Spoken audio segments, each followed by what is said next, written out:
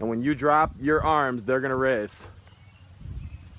They both have their headlights on. Looks like the Grizzly got a jump. Grizzly's pulling in front. Grizzly's flashing its headlights.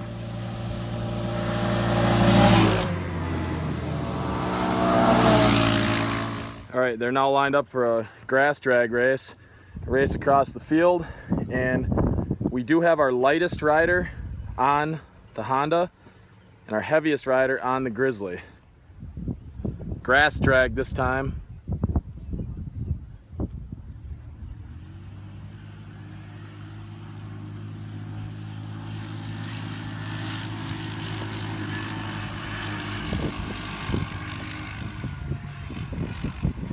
About a quarter mile of grass. Any hill looks less on film. It's really hard to show how steep something is, but it is actually hard to walk up. I'll try to get a shot here, and it's somewhat muddy because yesterday it rained like crazy. See how straight the tree is? This one too. This hill is very steep.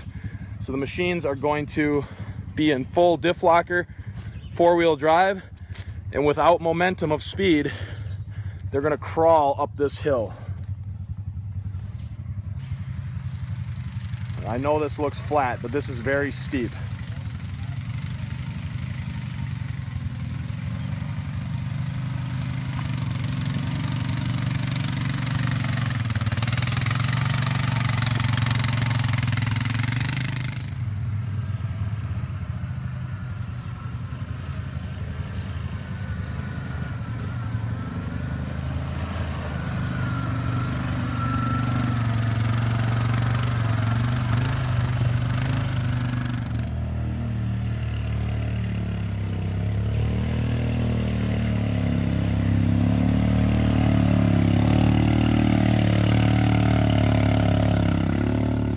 This is a section that you'd encounter on the trail where there's a washout or a berm, and I'm gonna film the rear suspensions going through this washout.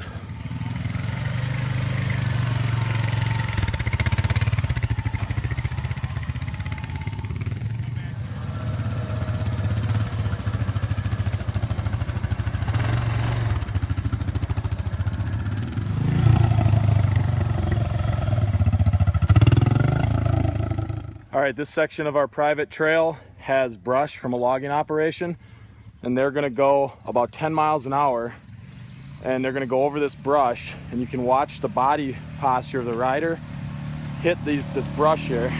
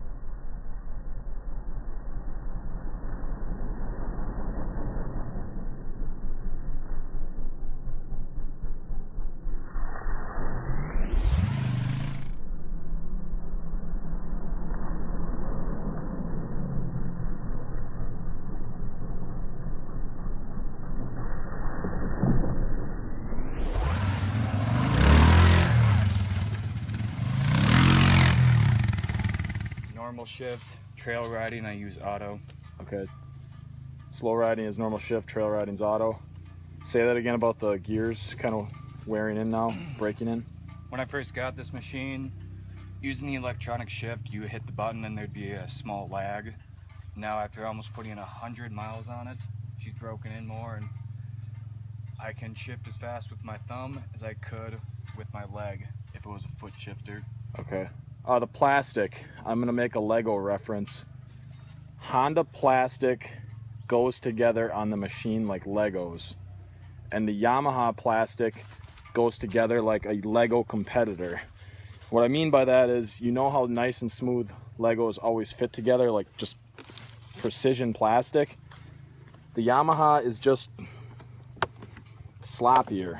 I don't think there's anything wrong with it, just like Legos are a great toy and so is many of their competitors like Tyco or whatever.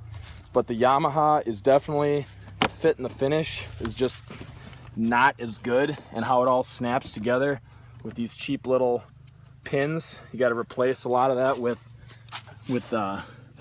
zip straps, zip ties.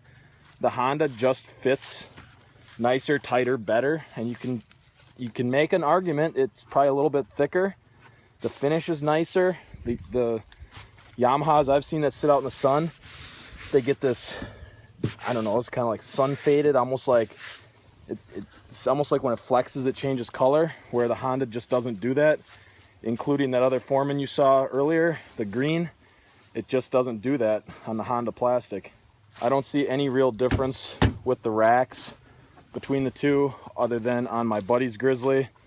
His has gone through more trials and tribulations, but this part broke off on his, and I've never seen a Honda rack break, but I'd say overall the racks are very equivalent. This is here because this is kind of a dumb design on Yamaha's part.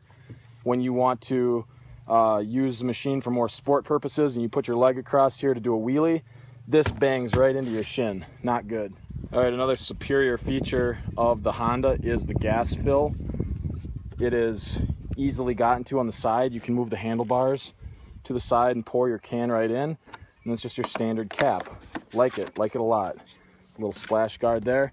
On the Grizzly, and yes, this is a 2008.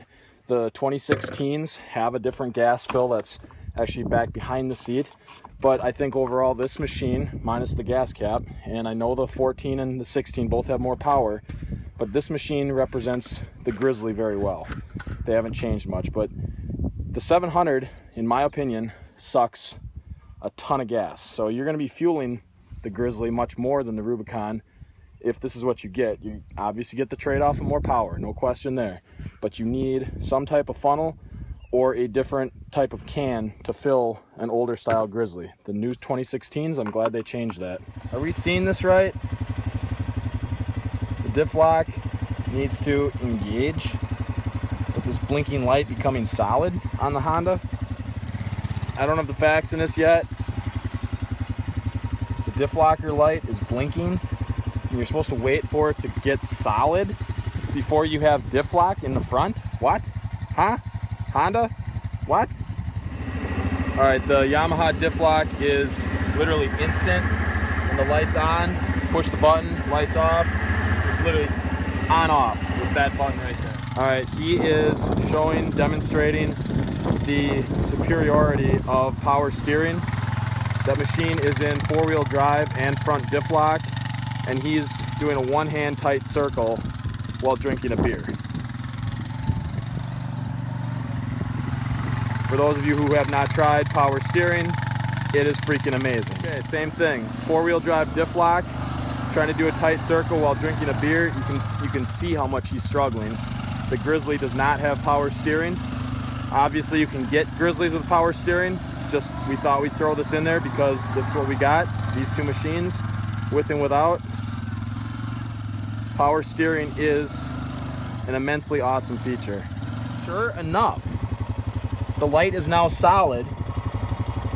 I don't even know if that's just retarded. That's like the 88